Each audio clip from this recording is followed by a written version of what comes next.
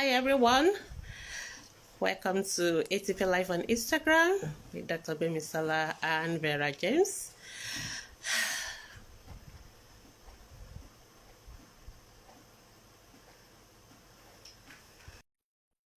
Welcome. It's so good to see you. Hi, Toby Hadis. Glad to see you too. And Vera is also joining me. Thank everyone for always tuning in to ATP Live. Miss Nika, you're welcome. And Promise and Tomilola, you're all welcome. Thank you so much for joining ATP Live. Thank you as well. Good evening, Miss Nika. Good evening from Gina. Miss Adu, you're welcome. Yes, I'm waiting for my hosts to join me and then we can kick off. We hope our internet cooperates this evening. Hi everyone, welcome to ATP Live. Welcome. And as usual, I have just an hour to answer all your child health questions. So please start to drop them on time so that we can address them quickly. As you all know, Instagram is our official timekeeper, and when it's an hour, then we're going to be off the system. Good evening, hello, good evening, the chocolate topping. Good evening, Hetty Paul, Elaine. Somebody is asking whether you can DM me anytime. If you have any child health questions, please kindly post it on Ask the Pediatrician's Facebook group. That is where we actually answer our questions. Alternatively, you can download our ATP mobile app. If you download our ATP mobile app, you can also put your question on our mobile app, and hopefully our mobile app with artificial intelligence will be able to give you your answer. But if you are unable, if you are not satisfied with the answer, or you are not given the answer and you were told the doctor will answer you later if the question is not been asked before, you can now be redirected to our Facebook group to answer your question, or within a few days, one of our doctors will also come and answer the question. So those are the two ways by which you can answer your child health questions. Unfortunately, we are unable to do DM or answering questions because you know that our social media handle are handled by different people, and definitely we always want a pediatrician to give you the best answer. So that is why it's better you ask your question on the platform where the pediatricians can see and where they can answer your questions. Okay, I'm struggling to get Vera to join me live. I don't know. Vera, can you come out and come in again? Maybe that will be easier for you. Just come off and then try and come in again, and then we can answer. And I also want to thank all those who have been participating in our Children's Day activity. So let me try and add Vera again. So thank you so much. Normally at this time of the year, we would have been doing what we call our ACP Children's Day medical outreaches, and where we will go to all various states and communities, especially the indigent communities, and we try to reach them with free health consultation, nutritional assessment, and all that. But because of COVID, this year we are not able to do this. T-shirt I'm wearing is one of those t-shirts we wore at some of our previous ATP outreaches, and so because of that, we are unable to go this year because of COVID-19 pandemic, and we know safety is quite important, so we want everybody to stay home and stay safe. But that does not mean we cannot celebrate our children. As you all know, 27th of May every year is Children's Day in Nigeria, and so that's why we put up all those lovely competitions. And I can see those of you that has contributed, has participated already. We are on stage 2, and so we're going to be able to have another section, hopefully. The voting is ongoing now. Then we're going to have the real Children's Day celebration again, and then we will be able to have a live program on that day, and you all can have your questions. We're going to do a kind of ATP Live, which will be sponsored by Pick 456, and then we're going to have our live quiz competition, and then we're going to do our gift presentation to all the various winners. So thank you everyone for being part of our ATP 2020 Children's Day celebration. Okay, so we're just going to continue with our ATP Live. I don't know why I'm having so much difficulty getting Vera on to join me today. I don't know, but hopefully we can get. Yes, I've tried to add you, Vera. I've added you several times. Try coming again. Okay, if you have questions while we're waiting for Vera to join, please just put in your questions and I'll begin to answer them as I can. So if you have any child health questions, please put in your questions and I can see it and I can answer you. Please try not to answer somebody else's question. This platform is Ask the Pediatrician, it's the ACP. So we want our pediatricians to be the only one answering questions. Please don't go into anybody's DM to try and answer the questions. These are things that people do as well. So try and just ask your questions and I will try and see how many of them I can answer in 1 hour. But even if I can't finish answering your questions, you can still post your question on ACP Facebook group, or you can download the ACP mobile app and then you can post your questions there. Okay, and then we will always answer your question. We answer questions 24/6, Mondays to Saturdays. Sunday is our rest day, so we don't answer questions on Sundays, but our mobile app works every day. So anytime you ask your question on our mobile app, the app will try and answer you. If it's something the doctor needs to answer for you, then the app will be able to redirect you as well. So if you have any question, try and ask now, and then we can answer it quickly as soon as we can. All right, please quickly ask your questions. I can't see any questions. Thank you to everyone who has joined us this evening. Remember, our time is going quickly, so please ask your questions now, and then we can answer them quickly. Yes, thank you so much. Toby Harris is asking, please, I want to know how to help cure ELA on my baby. Very good question. Now, I think I answer this question virtually every time in ACP Live. And when we say ELA in Yoruba, Yoruba people used to refer ELA sometimes to refer to virtually any kind of rashes in children. So, and when we talk about rashes, we are talking about different rashes. So rashes could be infection, it could be due to allergic condition. There are so many reasons why babies could have rashes. So I try as much as possible. We try not to go by your own diagnosis. In other words, ELA does not refer to any single rash. So most of the time we need to see the ELA first. And when we see the ELA, then we can ask oh, sorry, I think I added the wrong person. So when we see the ELA, then we can now be able to tell you whether, oh, it's a fungal rash, or it's a bacterial rash, or it is something else, and then we can provide you the correct answer. So for example, it could be something like atopic dermatitis, which is like an allergic kind of condition, or it could be a fungal rash, or it could, even the two of them can coexist together. So we really need to see before we can answer. So it's difficult for me on a live video to tell you this is the treatment for ELA, because ELA does not refer to any single thing. Please let a doctor see, preferably a pediatrician or a dermatologist. When they see, then they can say, oh, this is this is the cause of the rash, and then this is a particular solution. Vera, I'm trying to add you, try and join again.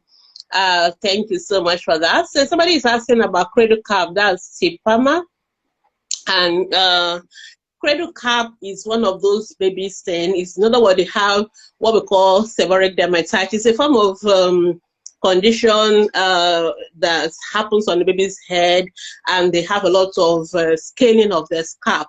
So it's a very common condition. So the easiest way to deal with it is to use appropriate baby shampoo. So we have what we call baby hair shampoo, not the adult one. You can use it when you wash the baby's head, then you gently, with a drop of oil, like olive oil, you can comb it out. You will see the flake coming out. So if you do that every day, after a while, all the flakes will be out. But if it is really bad, because some could really be bad, then we may need what we call antifungal hair shampoo, like Nicorel. That can also be used for a few weeks, not more than 2 weeks anyway, to wash the baby's hair. And when you wash the baby's hair, then it should be able to come out. So those are the ways by which you can deal with cradle cap. So I hope you understand that. All right, thank you. So everyone who is joining me.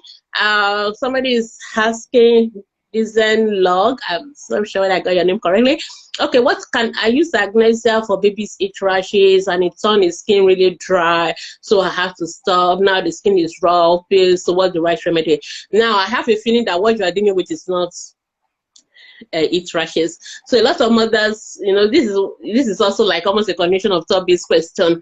When people just assume this is the cause of a rash and then they begin to use a particular treatment for it. Now, the problem with that is that when you use the wrong treatment for a rash, you are going to get the wrong results. You are actually going to get things worse.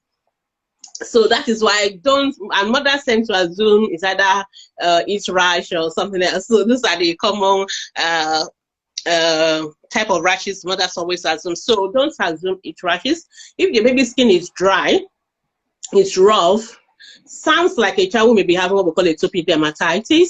And so most of the time what such babies needs is what we call moisturizer, preferably something that is hypoallergenic. In other words, that doesn't have as much chemicals. So those you want the skin to be to have water, because in such babies they actually have tendency to dry skin. So you want to actually apply moisturizers on their skin, preferably the one that doesn't have chemicals, again, that the baby could react to. So those are the things that you really want to use for babies like that. And so the first thing I always tell such mothers, number one, is to change your baby's products. If you are using the usual baby product that most of us use that are very nice and very nice smelling, but most of the time they are also, and they have a lot of chemicals, because all those perfume, all those nice smells, their chemicals have been added.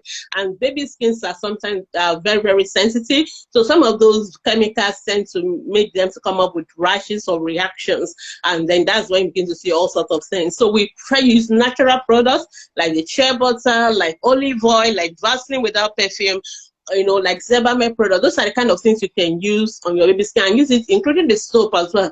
So it will help. But sometimes even that doesn't help, then you need to see a pediatrician who can try and help you make a proper diagnosis. Sometimes some of those children who have severe, what we call atopic dermatitis, may need steroids to apply. But please don't just go and buy any cream that has steroids or antifungal or that has everything by yourself and be using it on your baby's skin, because it depends. And I know some of mothers, let me just keep this in while I'm still on this topic. Mothers tend to use all this and they will go and be mixing all this cream.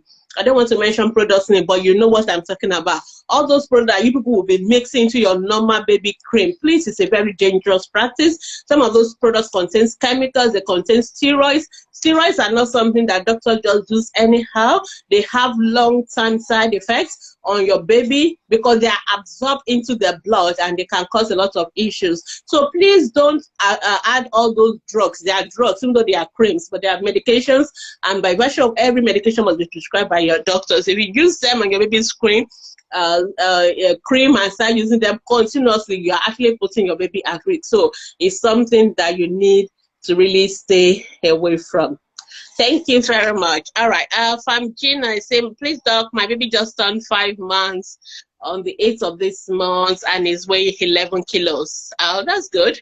I did exclusive breastfeeding, breast weight was 3.8 kg. Please, should I be worried about his weight? Yeah, his weight is a little bit on the high side. I don't know what his problem with Vera joining me today. Let me try again. Vera, I kept adding you. I think you need to check your network and try and see, maybe use alternative one.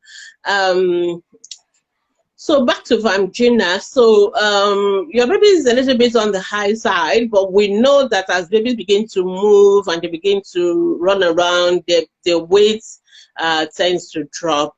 So you don't need to be scared. We just need to keep an eye on it, and we need to keep an eye on it to make sure that it doesn't get worse. So that's what we need to do. So keep an eye on it as you go into complementary feeding. Make sure that you are not giving anything that don't. Just make sure you follow the guidance in terms of the quantity and how frequently you feed your baby. So, but I will not worry for now. But we just need to keep monitoring the baby. I hope Vera will be able to join me today. All right. Tis Creativity say my baby is 2 weeks but sleep too much. Okay, what's your definition of sleep too much? I think I need to answer that because I get that a lot. Because babies actually sleep more than we do. So most babies sleep like 20 hours a day. So yes, that's the normal duration of sleep, between 16 to 20 hours a day. So that's not too much. And I always jokingly ask ATP people when they come ask this question, that do you have any work that you want to send my 2-week-old that you are worried about? So let them sleep. That's all they come. That's their job for now. So they are not planning to go to school or run a business for you. So you have no reason to worry. As long as they are waking up to eat, that's fine. So it's normal for babies to sleep that long. So there's a normal sleep duration for age group. So in the first 1 month of life, in the first 2 months, they can sleep up to 20 hours a day. So it's not something to worry about. All right. Okay, I move on quickly to Toby Ade is asking, okay, yeah, he's talking about my question. So, all right, thank you. How long does it take the colics? Okay, colics, okay, colic. We call it colic. Okay, I was almost confused there. My baby is almost 4 months and she actually groans, raising up her legs mostly at night, and I'm confused on what to do. Now, there are lots of things people mix up. Now, a baby grunting is not colic.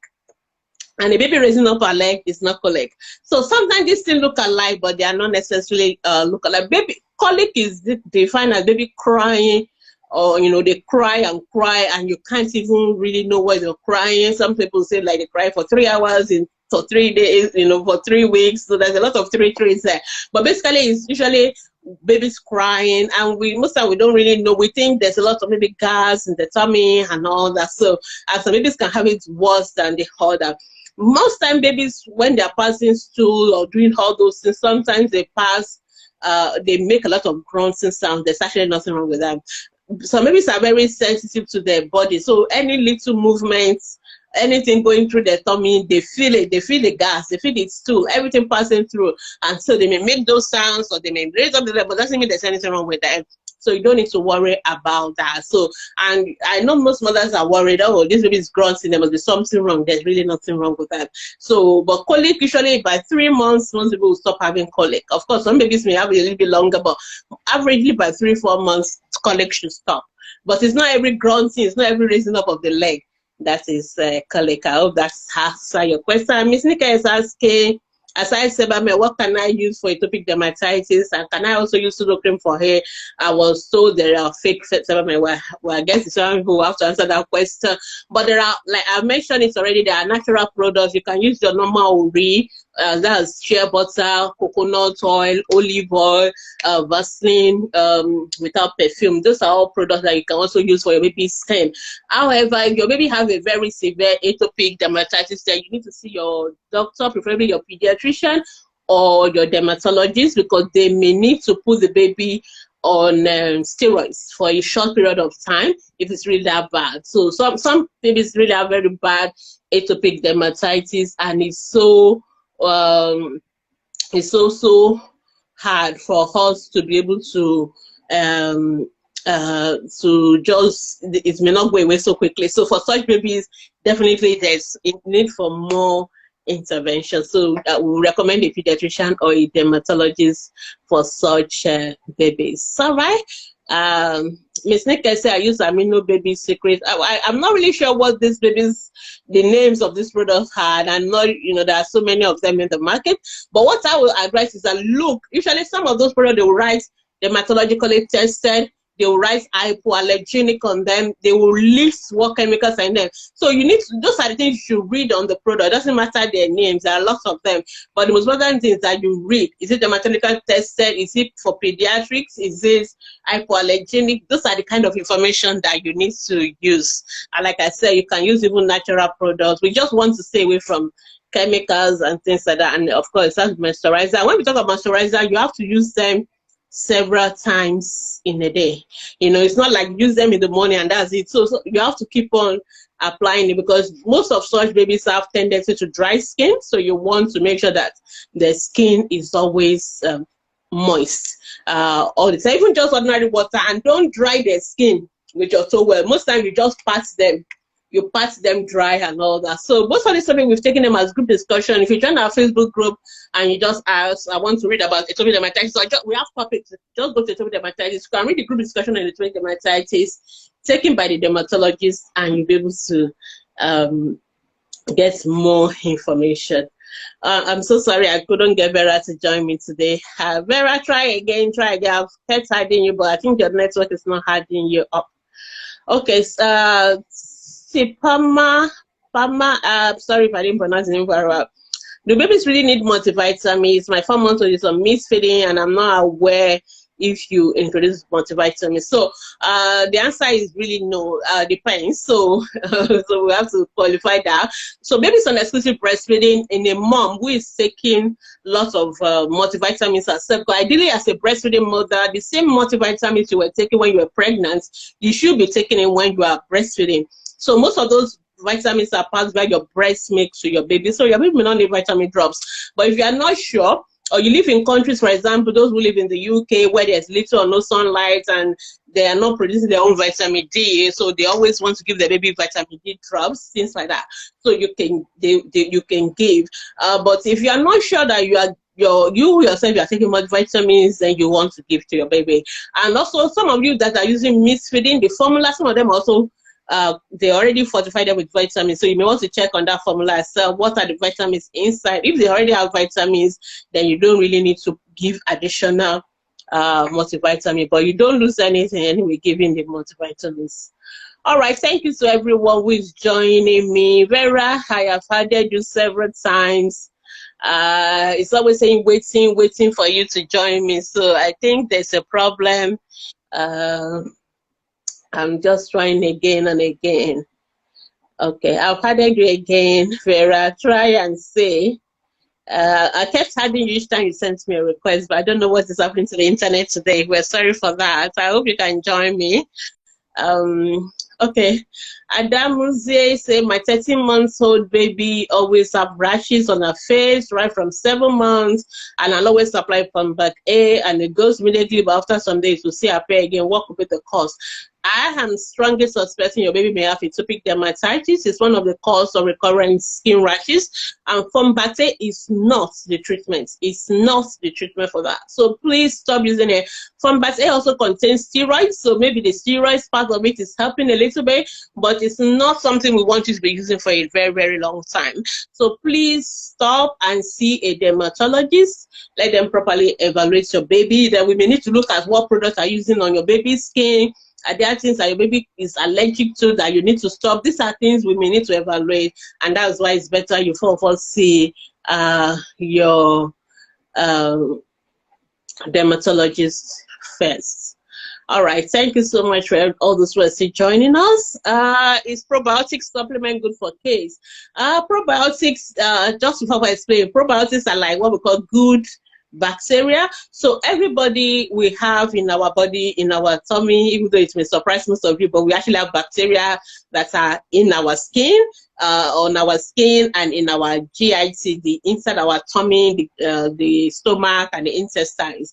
Now, these good bacteria, we call them, are good in the sense that because they are there, they protect you against the bad bacteria from taking root. So probiotic is a form of giving you those good bacteria, so that you don't have the bad bacteria don't have time to join in. We also have what we call prebiotics. Prebiotics are things that those bacteria that are good in our tummy can feed on, so that they can proliferate. So if you're buying any like milk or things like that, it's okay to buy the ones that are supplemental with probiotics, but you don't necessarily have to start going deliberately to buy probiotics for your babies, because your children already have those bacteria, so you don't really need to supplement them externally. The only time we normally will recommend probiotics is if your baby has had diarrhea, for example, which means the child that had the bad bacteria proliferate and they have,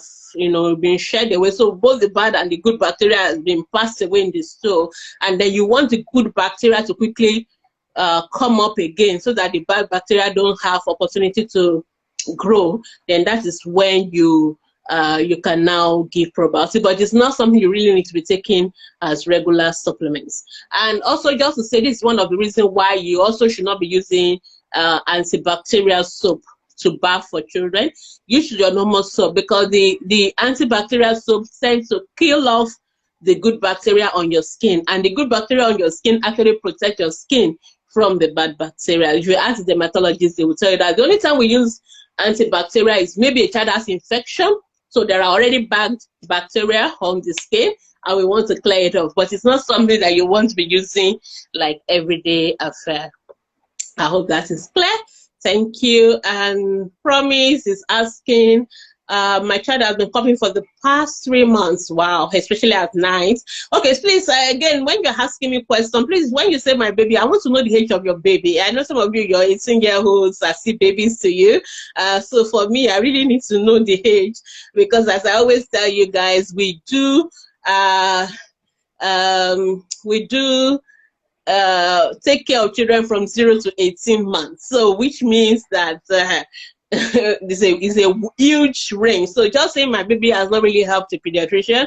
I really need to know the age of your baby, because the answer I will give for a 1-month-old or a 6-month-old is going to be different from the answer I may give to a 17-year-old. So there are conditions that will happen to different, even for the same symptoms.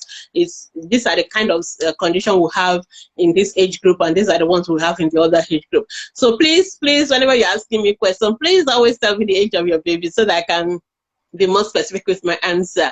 But definitely for Promise, your baby who is having cough for 3 months is what we call chronic cough. Any cough lasting more than 2 weeks is called chronic cough, and we really need to know why the child is having that cough. That cough is not the one you just give augmentin or antibiotics and that's it.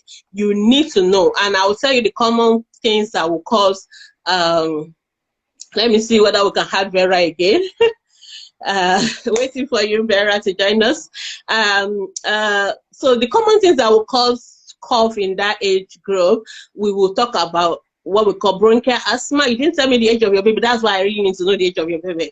But bronchial asthma is number one, especially because you said the cough is usually at night. That is a very strong, what we call like a sign, that giveaway sign for possible bronchial asthma. Though your baby was what we call postnasal drip, so we really need to know that, which can happen in children who has what we call enlarged adenoids and so many things. But bronchial asthma is one thing we need to eliminate. Another thing that could cause chronic cough in children is tuberculosis. So we need to see. So when your baby is having cough for more than 2 weeks, it's not just be giving antibiotics, I'm going back to the same general doctors. It's time to see a pediatrician, and preferably one that can do, maybe we need to do a chest x-ray, we may need to do some other tests, because we need to know why is this child coughing for what we call it, for 3 months. That's a long time for a child to be coughing. So I really will appreciate if you take your baby to see a pediatrician. All right, Vera say she can hear me, but I don't know why Vera can join me. Oh, I hope you can try. Vera, try again. Vera, come out completely, shut down your system, log it in again, and turn off and turn on your internet, and then try it again. Maybe we may say, and hopefully. All right, thank you. It's nicer when we are 2 of us here than when it's only me. All right, Mara is asking, good evening, doctors. Please, can I give a baby of 5 months malaria drugs for prevention since he was exposed to mosquito bites, even though it's not anywhere? Thank you very much. This is a very lovely question. No, the answer is no. So please do not treat malaria before it happens. Do not treat malaria before it happens. We want the malaria to happen first before we treat it, and I will tell you why. So the fact that your child was bitten by mosquito does not mean your child is going to have malaria. Mosquito bite does not cause malaria. Mosquito bites that will cause malaria is if the mosquito has bitten somebody who has malaria parasites. So if somebody has malaria parasite and that person, the mosquito has bitten that person and taken in the blood, and that mosquito is now biting another person and inject that blood into the person's body, that is when the person will have malaria. So it is not every mosquito bite that will lead to malaria. So please do not treat a child for mosquito bites. Wait until they have symptoms, and then when they have symptoms, then you can now treat them. The same reason we don't like you treating your children routinely. Before we used to do that, we do what we call preventive treatment of malaria. Okay, let's try Vera again. We do what we call preventive treatment of malaria in children and in pregnant women, but we found out that we don't want to be doing that anymore, because we also actually want our children to develop some degree of immunity against malaria, even though it's not going to be 100%, but they have some semi-immunity, so that when they eventually have malaria, the malaria is not going to be severe malaria, it's going to be mild malaria. But if the children is always protected, then they are going to behave like Caucasian people that live in malaria-free environment. So when they have malaria, it's going to be very, very severe malaria. So please don't treat mosquito bites, treat malaria, and treat malaria that is confirmed. Now, let me say that fever is not malaria. I know most Nigerian mothers get that mixed up a lot. So anytime they tell me, oh, Dr. Gbemi, my baby has fever and I've given malaria drugs, why is the fever not going? So, and I'm beginning to think in my mind, does it mean that once a child has fever, it's automatically malaria? No. There are like 1,001 reasons why a child could have fever. Malaria is just one out of them. In fact, majority of them will just be viral infections that require no treatment. Some of them could be bacterial infection, some of them could be fungal infection. There are even dehydration. You know, the fact that your child has not drank enough water could make the child have fever. I'm telling you. So there are many reasons why children who have fever. So the first one, a child have fever is not to start loading them with anti-malaria antibiotics. Please don't do that. That's not right. And so what you need to do, if a child is having fever, give them paracetamol, give them water, lots of fluid, and just watch. So if the fever persists, then we now need to investigate. And the way we investigate is to do a blood test. So we can check for malaria, we can check for infection, and then we can treat appropriately. So this issue of just loading our children with drugs unnecessarily is not proper, it's not good, and it's not good for the health of our children. All right. Does probiotic supplements help relieve eczema for kids? No, probiotics is not for eczema. And like I said, it's mostly for GIT to prevent diarrhea, but that's if a child already has a reason, you know, why the child is short on probiotics. For now, we don't recommend routine probiotic supplements in children. Of course, some people had it. It's not like it's a dangerous thing to give. Some food always had probiotics to it, like I said, because actually for young children who are still developing their own bacteria, you know, because when babies are born, their intestine is sterile. It's sterile, no bacteria, nothing. So they need to develop those good bacteria. So some food products add those probiotics so that the babies can begin to develop their own, what we call gut flora, the good ones that can help them protect them against the bad bacteria. But it's not something that you just give to any child, and it's not meant for eczema. All right, thank you. Where am I? All right, okay. Oh my goodness. Yes, I think I just want to be sure. Yes, okay. Dizzinio, you said she 4 months will be standing. No. I've asked. I mean, you know, last week I actually put up a post on our Facebook group about mothers wanting their babies to start working from the labor ward. No, there's a time for everything. Standing usually about 10 to 11 months. Definitely not 4 months old. Yeah, the baby may be playing like they want to stand, but that baby, all I want that baby to do is to have neck control. Then baby will sit, usually sitting with support around 5 to 6 months, and sitting without support around 8 months. Then they begin to sit, then crawl around 9 months, standing 10 to 11 months, and walking at 1 year. So please don't force them to stand up. It's too young for that. So thank you. Yes, somebody is asking how to follow our Facebook. Oh yeah, Lola, you are welcome to follow our Facebook page. Oh, thank you. You follow our Facebook page already. Thank you so much. Thank you. I hope you also are on our Facebook group, but that's where most of the action happen. Yes, thank you much. My dermatologist said, yeah. Okay, yeah, that's a very good product you are using, Miss Nick. If it's dermatology tested, hypoallergenic hopefully it's the genuine one, not the fake one, then that's fine. You can continue to use that. All right, good. Does breast milk cause rashes on the face? No, breast milk doesn't cause rashes on the face. If your baby is having rashes, it's most likely from the product you are using on the skin. Especially, I will tell you one secret. Most mothers, this oil that you're always putting on your baby's head, I don't know whether, like, why would somebody say, oh, I wish Reda is here with me. This oil that most Nigerian mothers always put on their hair because you think the fontanelle must never go dry is one of the reasons why babies are always having rashes on their faces, because the oil kept dripping down their face, and you people are always applying per second, per minute. That habit is a very wrong thing. Your babies don't need oil on their fontanelle per second. They don't need it at all. You're only putting oil once a day in the morning so that the scalp doesn't go dry. That is all. The fontanelle is not dry. It's not wet. It doesn't need to be wet or dry. It's not like an idol that needs to be having oil on it. So please stop it. It's one of the reasons. In fact, you see mothers too, all their arms like this will be full of rashes, because when you carry your baby, all the oil on your baby is resting on your arm, and then you will not see your own arm. It's always breaking out in rashes. This is one of the reasons that happen. So please don't be putting too much oil on your baby's head. And if you want to use oil, please use only like olive oil, coconut oil. All those other oil that are nice smelling, they have too much chemicals and they can cause rashes on your baby's skin. So it is not the breast milk. It is most likely one of the products that you are using on your baby. In fact, breast milk actually protects your baby against allergic reactions, against eczema and the rest. All right. Amara is asking, my baby hair is full and thick and it pains him while combing, blah, blah, blah. Yeah, you can cut the baby's hair now. There's no law that said the baby's hair cannot be cut.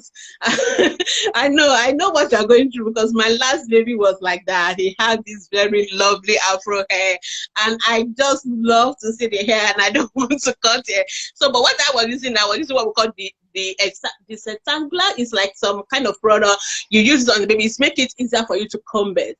But if it is giving you a lot of headache, at the end of the day, we still cut the hair now. After 1 year birthday, we cut it because I can't even deal with it anymore. But my sister-in-law, she was even doing her whole longer than that. So it depends on you. If you are really stressing you, please cut the hair. There's no law that said the baby is, and it's a boy, so thank God you don't even need to stress. If it's a girl now, you can start doing some, putting it in ruffles and all that. But really, we don't need to stress our children. If it is bothering you so much, let it go. Let it go. Please don't make the baby cry. Why are you making my baby cry with Scooby? Please stop it. So don't let me come and arrest you. All right. Okay, I'm just joking. All right. Iridium joy. Okay, my sister works on EBF. Our poo is usually yellowish with a mucus-like appearance. It's a mucus stuff, normal. Today the poo has some brownish spotting in it. It's a normal. I think your baby's stool is normal. There are some reasons why babies tend to have some of this mucus. Some of the time you are giving them multivitamins. Some of those drugs, they have some. Apart from the vitamins, there are always some additives in them. Or you are taking some drugs or some product you are eating yourself, or some spices you are adding to your food that can affect the baby's stool production. But as long as the stools are not watery and the baby is otherwise fine, I will not worry about it. Just keep breastfeeding exclusively and don't worry. Okay, somebody is asking, or Sadebe is asking, any recommendation for reoccurring constipation? Okay, I think I did a lot with constipation last week, and my definition of constipation is baby is passing very hard stools and not as frequently as when the baby normally would have passed through. For example, the baby is passing stool every day before, and they now stop passing through every day now, and even the stool is so hard, and that is what we define as constipation. And the baby needs to be taking lots of water. Actually, during dry season, lots of water. Fruits and vegetables, very good. Fruits, they must have about 5 portions of fruits and vegetables a day, and they must also eat food that are rich in fiber. All these are biscuits and pastries and all that. They are not the ones we are talking about. So we are talking about food that are rich in fiber, like your oats, like or your vegetables, they have a lot of fiber in them. So those things help. But if you are doing all this, giving lots of water, giving fruit, giving vegetables, things rich in fiber, and your child is still struggling with constipation, then you see a doctor. They can give you what we call laxative. The laxative helps to soften the stool, and then we may need to investigate for that, because some children may actually have some gastrointestinal conditions, and those conditions are the reason why the babies are struggling to pass through. So that's what you can do. Okay, promise. Okay, yeah, your question, well, you don't understand about chronic cough for 3 months. At 17-month-old, yes, I will worry about your baby, and I want to see a pediatrician. Okay, thank you for joining me. I can see Okwe, Yemi, Okwe, Asho, Yedia, and Naomi, all the ATP people. Thank you for joining us. Okay, Vera has really tried. Oh, okay, don't worry, Vera. Maybe we'll try again on Friday. Let me just continue before this program cuts us off. We just have an hour. Is it possible for a baby to injure our mouth with our nails? Who is that? Junie, one of her? Yeah, it's possible. And so what you need to do, mothers, all the babies' nails must be trimmed. Don't cut it when they are awake, because when they are awake, they are going to struggle with you, and we don't want to end up with injuries to the babies. And so cut it when they are sleeping. There are nail cutters for babies. Please don't use blade. Please use nail cutters for babies and trim it. Some babies' nails grow so fast you have to do it every day. Some babies' own are so bad you have to wear them mincing so that when they are scratching, they don't scratch their face. So those are things you can do to avoid that. Okay, Juris-licious, what's a name? My baby is 2 months old, but has been having tiny rashes that look like itch rashes. It's about 5 weeks. Usually this appears on her face, neck, arms. I use Zebamed and coconut oil. Yes, okay. Once you have rashes and the rashes is not going, and you have done the usual thing Dr. Gbemisola has said, you are using good products and all that, then it's time to take a visit to the pediatrician and see. There are some rashes babies have that there's actually nothing wrong, and they will declare. But if you're worried and the rashes are not going, like I said, some people really have bad atopic dermatitis, and we need to do more than what you are doing now. We may even have to give them steroid for a period of time. So that is time for you to see a pediatrician, and you can see a pediatrician. And I know most of you are worried about COVID-19. I don't want to go to hospital. Don't worry. ATP now has a solution for you. You could actually book to see one of our specialists and have a video conference. And we have a pediatric dermatologist, so you can book to see her, and dermatology is visual, so she just sees your baby, she can figure it out. So you can book on our website if you want to see a doctor without going to the hospital. All right, thank you. Somebody is smiling. All right, how do I clean my mouth? How do I clean my 2-month-old baby's tongue? Yeah, you guys are doing very well. Now everybody is asking 2-month-old, 17-month-old, and I love that. It's making my life so easy here. All right, so cleaning the baby's tongue, the pediatrician, the dentist, our dentist, pediatric dentist recommends that use a clean towel or clean cloth and ordinary water.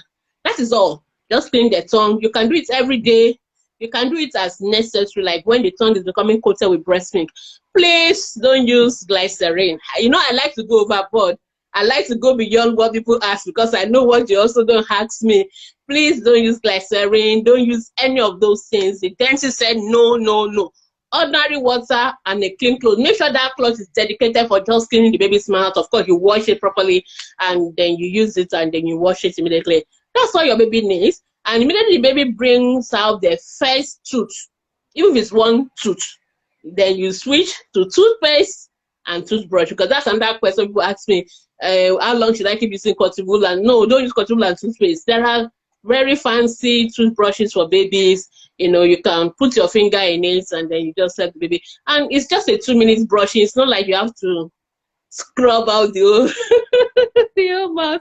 All right, I hope I've answered your question. Yes, it is because of breast milk. That's why the tongue is white. So there's breast milk coating. So just use clean cloth in water and just wipe. We don't like using cotton wool because sometimes it can get tangled, and we don't want baby going swallowing it. So at least a cloth, like those your small face towel, just use it and clean it That's all. That's all. Good to go. Good afternoon, doctor. My son is due for 9 months vaccination and I'm hesitant to go. Yeah, I know, because of COVID-19. What do you advise? So stay home, don't go. You can go after COVID-19 is over. Some health centers have been giving immunization. We actually, as pediatricians, we want you to go for it because we don't want to finish COVID-19 pandemic and we start having measles pandemic or yellow fever pandemic. And so if your health center is able to offer social distancing, which is what we recommend, like they give you an appointment, you come at this time, then you will be there, only you, the person giving the immunization, you go home. We don't want that crowded area. Then you can actually go for it, and some private hospitals do offer that as well. But if you are not comfortable, my whole message is just set an alarm on your phone. I have not taken my 9-month immunization. Please remind me to take it. So it set it up like every month so that you remember. As long as you don't forget completely, please, you can wait and take it after this crisis is over. But if you can take it in a safe way, put on your masks, go at a time where there's no crowd and all that, you can as well go for it as well. All right, thank you.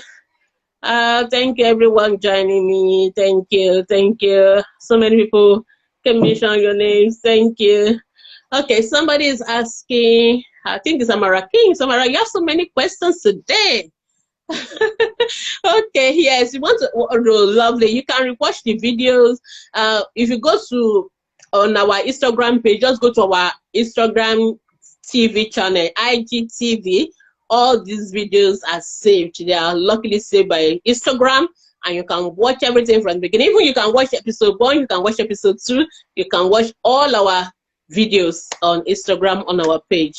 And you can even just scroll through our page, you will see the preview. Then you can now, it will take you to the IGTV where you can watch the full 1-hour episode. All right, thank you. Okay, so many people are sending requests to be part of my videos. But Vera is actually supposed to be the one with me, but she's struggling to join me today. Okay, hopefully you read, enjoy. The pool is actually watery sometimes with seed-like stuff. Yeah, that actually is normal too, I know. Because when you say watery, I explained this last week, the baby's stools are not like our own. So they're still usually semi-formed. So there's a little bit of water, there's a little bit of flakes. That's what you actually call the seed. As long as it's not completely like water, like urine, seeping completely into the diaper, that is what we take as diarrhea in babies. Well, babies, there's still complete a little bit of water, a little bit of flaky part or the seeded part. That is still within normal stool for breastfed babies. So you don't need to worry about it. All right. Okay, Pretty Hanoluwako is asking for a 10-month-old baby. She doesn't accept baby food, except the food that is. Which one is baby food? There's no food that is labeled baby food, though. In other words, say any baby from 6 months old, they can eat every food that you also eat. Yes. So we don't have any special baby food for them. You can feed them with everything from your kitchen, and I think your baby is actually a very nice baby. It's saving you money from buying canned food in the store. So you just give them your food. The only thing you need to do is make sure it's the texture. So at that age, you want it to be semi-solid, like porridge-like. By 10 months or so, they should start going to something more thicker. So by 1 year old, a child should be eating from your pots, from the same thing you cook. Is that what the 1 year old should be eating? They should eat rice, beans, yam, everything, semo, amala, everything you are eating, they should eat. So the baby is actually a very good baby. So eating whatever you want to eat is good, perfect. So there's nothing harming the baby. In fact, those things you are buying, you are just the one stressing yourself. So go ahead and give everything. So for a 10-month-old baby, I know I've answered that question, but just to remind you, once the baby has a teeth, even if it's just one tooth, once they have teeth, use toothpaste and toothbrush. There's milk toothpaste and there are age-appropriate toothbrushes. So just use that. Yes, please, I went for 9 months immunization on Wednesday, and I just recruited to Lagos, but in my hospital, in PH, no 6 months vaccine, but I just found out that here in Lagos, they have vitamin A. So I ask for it when I go. Yes, ask for it. I hope they will give you, but just ask for it. Vitamin A is not a Lagos thing. It's a Nigerian thing. In fact, it's a UNICEF thing. It's a WHO thing. WHO recommends that any baby living in places where there's a high prevalence of vitamin A deficiency, blindness, all babies in that area should be supplemented with vitamin A. In other words, vitamin A deficiency is the #1 single most preventable cause of blindness. You know what? Why should a baby be blind for life for something that we can just give a small drop of something in their mouth and that's it, they'll be protected? So we don't want any baby having vitamin A deficiency or going blind. So we want, and Nigeria is in that zone. Nigeria is in that zone. So because of that, all babies in Nigeria should have vitamin A from the age of 6 months to 5 years, and they just need to take it every 6 months.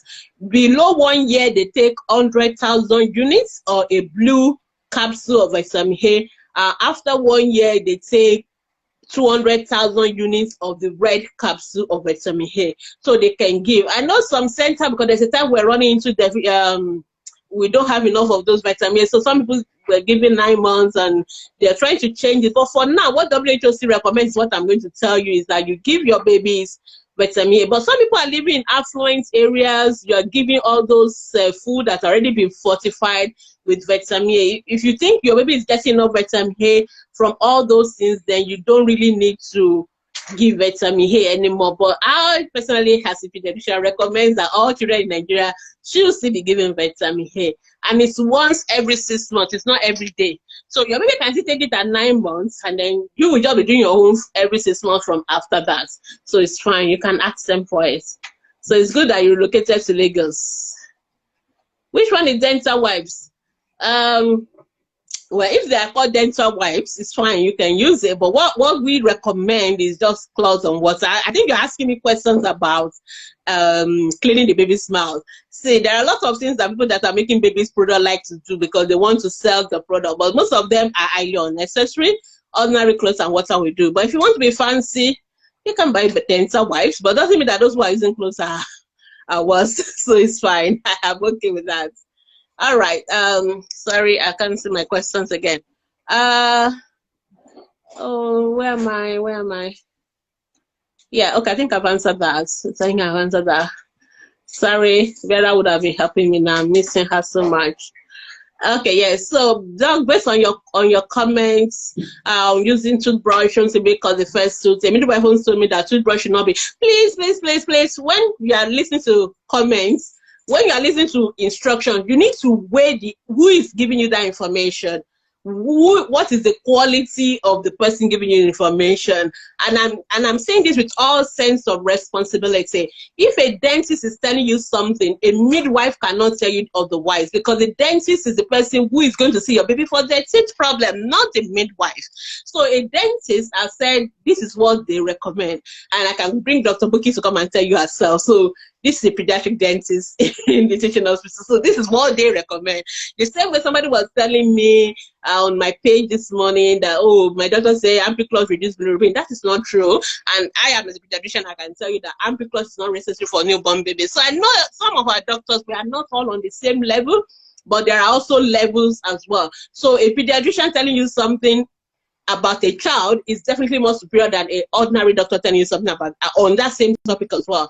The same thing, a dentist telling you something about teeth is more superior than what Dr. Gbemi will tell you about teeth, because I'm not a dentist. So the dentist definitely know better. And what I've just told you is what the dentist is telling you. So please, when you get information, if you're having doubts, clarify it. And luckily, we are living in information age.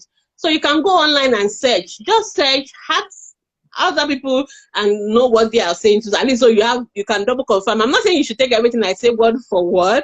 You can always double check it yourself. That's fine. And I prefer that you do that. All right, so let's go on to Juice Rich. Whatever. I'm so sorry. Pronouncing your name is so hard for me. My baby is 2 months old and we haven't taken OPV1 and OPV2. How come? Does it matter? They keep saying it's not available. I should come back. Oh, okay. Sorry about that. Your baby should have taken at least OPV0 and OPV1. OPV2 is at 10 weeks. So I hope you can get it taken as soon as possible. I don't know why it's not available, to be honest. But please, because OPV, we always have it. All those ones they take around, that's actually OPV. It's the same OPV. So where were you going for it? Are you going to the government hospital or are you going to private? Because if you are going to private and they don't have it, please go to government and let them give it to you. I find it hard to believe that we don't have OPV in Nigeria. That's very, very strange. Tell me where you had, and I will find out for you where you can get it so that we can take that one out of the equation. Okay, Dr. Baby, my 3 months, I'll see it. That's another piece. That's another pet peeve of mine. Please don't tell me 3 plus, 1 plus. It makes no sense to me. Is it 1 week? Is it 1 month? Is it 1 year? Please be specific. So when you say 3 plus, I'm confused now. Is it a 3-week-old baby, a 3-day-old baby, a 3-month-old baby, a 3-year-old baby? I'm still not clear. So let me read. I guess you are talking about a 3-year-old, I hope. Okay, I've read your links and videos. I've tried. Okay, maybe it's time to see a pediatrician and a dietitian who can take your hand and walk you through it. But I have a feeling that sometimes we just have to be patient. We just have to try again and not just quickly give up. So, number one, let me know whether your baby is 3-year-old or 3-month-old. I have a feeling it's a 3-year-old. So, because you're talking about feeding and you've done all that. And to be honest, some babies will always be fussy eaters. Some babies will be fussy eaters. In other words, no matter what you do, they will not eat a lot. But what I always want to know in those babies is what is their weight. So as long as the baby's weight is fine, you don't need to worry. I know most mothers, you want a baby to be fat like me and to be very chubby. But not everybody is going to be very chubby. No, the most important is that the baby is having a good weight. So that is what we pediatricians will want. And some babies who are fussy eaters, as long as they are able to eat enough of each of those classes, at least they're eating a little fruit there, a little protein there, a little carbohydrate there, even if it's the same thing they're eating every day, but as long as it has all the various food classes, you live with it. After all, some babies eventually will end up becoming the eater. So you just need to be patient with them. The most important is that they are not malnourished and they have a good weight. So that's what we want. So that's what I would recommend. All right. But you can let me know whether your baby is 3 years old or 3 months old. Okay. On Saturday, say, can the baby below 1 year have salt? Why not? They can have salt. Can you eat food that doesn't have salt?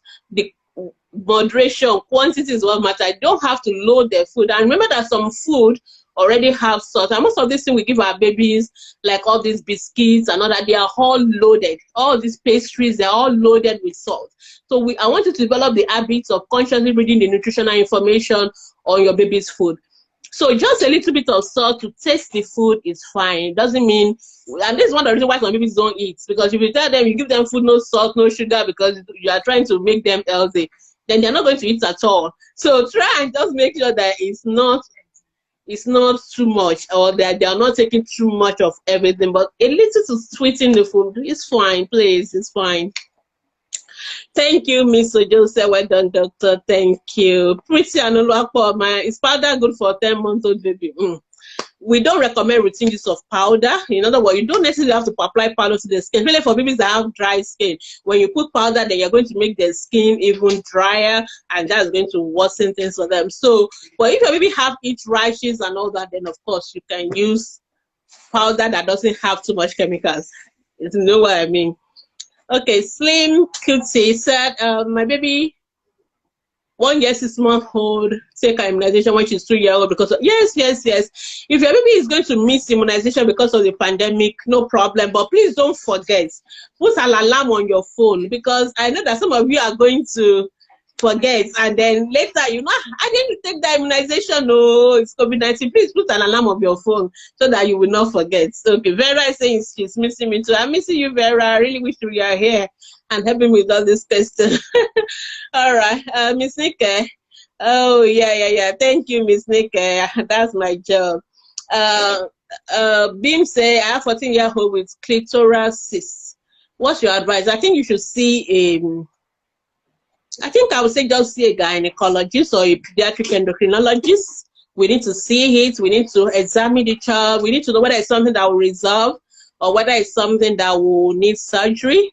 But I would say for what's a pediatric endocrinologist so that they can figure it out first, and then we can take it up from there. All right.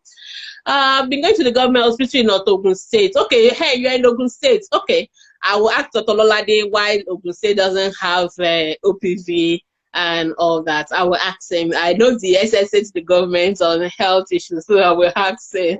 I will ask him for you. So you can email me on askthepediatricians@gmail.com. Email me, then I'll find out. Okay, thank you. Your baby is 3-year-old. I think I was right. I just want to be sure, because I always like to be sure, because I hate when I've answered all the questions. Mom now come and say, oh, this question is actually the wrong thing you've answered. So I always like to be sure.